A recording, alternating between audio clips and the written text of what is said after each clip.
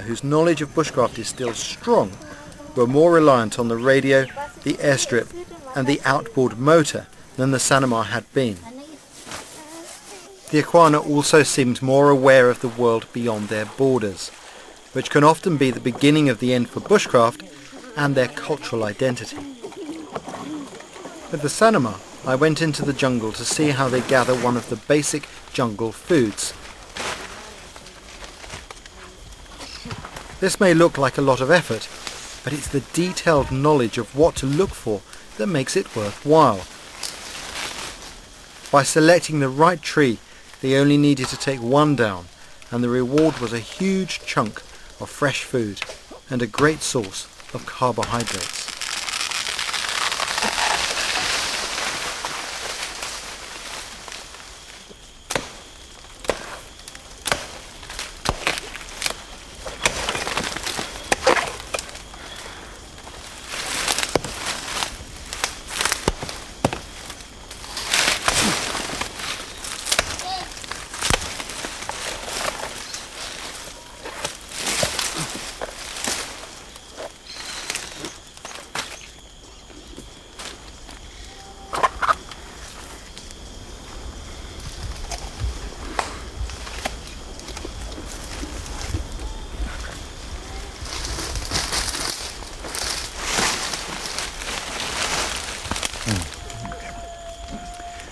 This is what all that work's all been about.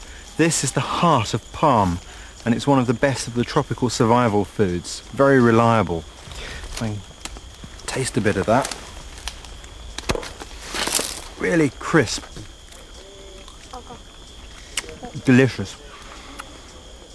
People say it's like a wild cabbage, but I don't think it tastes like that. It tastes like nothing else that I know. But it's quite delicious. Wonderful. I'm going to pinch a bit more.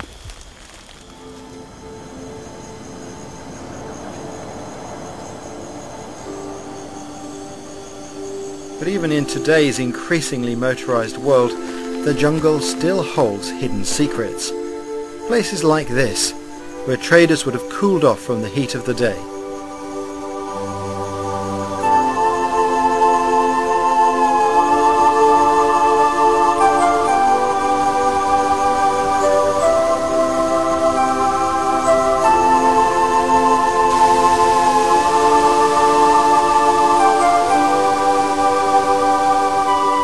When I travel through the jungle, I only ever carry two sets of clothes. One dry for the evening, the other, well, it really doesn't matter what happens to your day clothes. They get wet from sweat anyway. It's immensely liberating to live with such limited options, and it really gives you freedom to enjoy places like this to their full.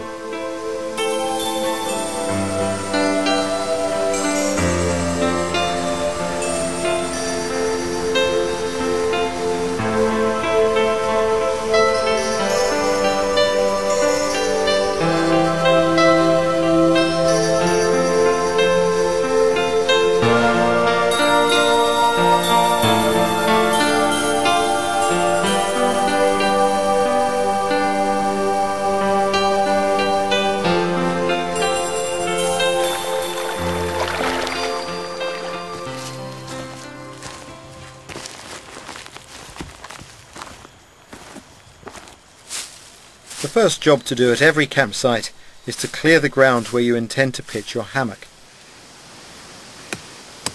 Might look quite destructive, all the clearing, but actually it's a very small area. In a forest like this, things grow back incredibly fast.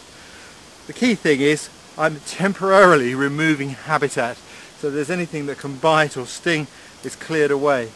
Already I can see in some of the dead wood here, it's already become home to the ever-present termites. I don't want those invading my home in the night.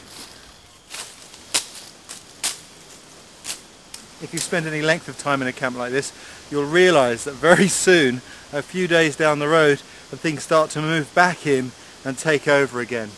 So it's only a very temporary presence here.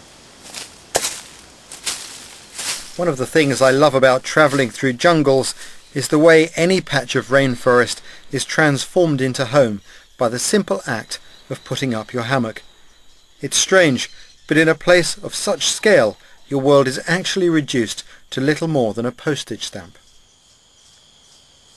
I'm really lucky today because it's dry. Jungle firelighting can be very difficult, particularly when it's raining hard. First thing you have to do is arrange some sort of cover in wet weather, probably using your tarp or some big leaves. But then there are a couple of other useful tips, and the first is to feather wood like the locals do. What they do is they look for wood that is dry and standing. They know that a big piece of wood is going to be dry in its middle, and they look particularly for wood that is white. What you do is support the stick on your shoulder like so, and then using two hands on the machete, push down.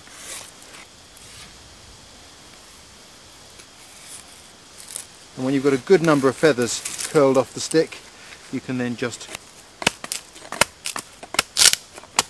chop them off. And there's your kindling to begin with.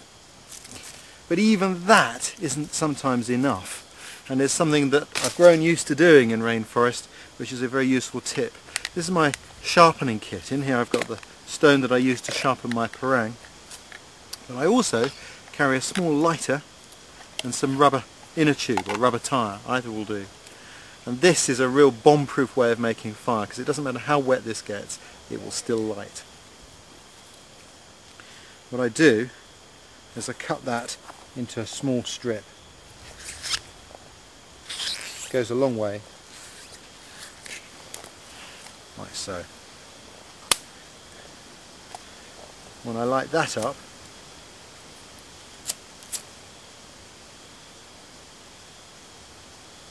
away it goes.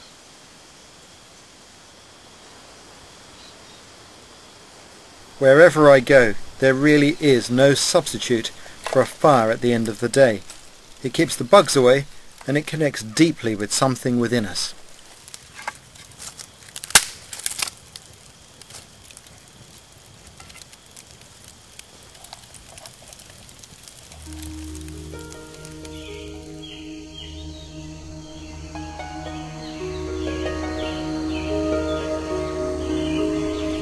The next day the forest began to peter out, and the jungle stretched into the savannah as I reached a valley of massive, distinctive mountains known as tepui. It's the Pemon word for mountain, but a tepui is far more intriguing than that. It's a place of incredible beauty and deep mysticism. Many tepui have this characteristic flat top.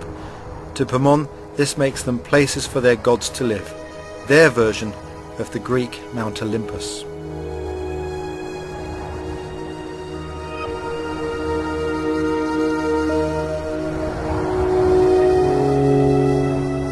Another common myth among many of the people of this area is that the tepui are the remains of the tree of life, the base of the trunk which was left when it fell, creating the jungle with its leaves and the rivers with its branches.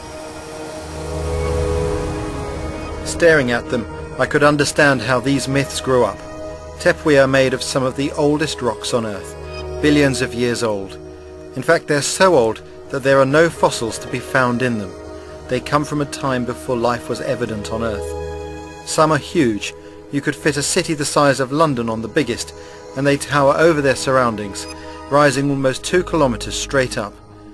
They are a mysterious ancient landscape, cut off from the rest of the world, making them a unique habitat. Standing here, it's easy to see how they were the inspiration for Conan Doyle's Lost World.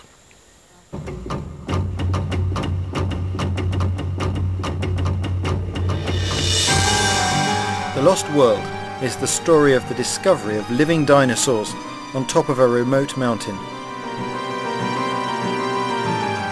It was written by Conan Doyle in 1902 and was inspired when he attended a lecture given at the Royal Geographical Society by the first Europeans to climb a tepui, Everard M. Tern and Harry I. Perkins.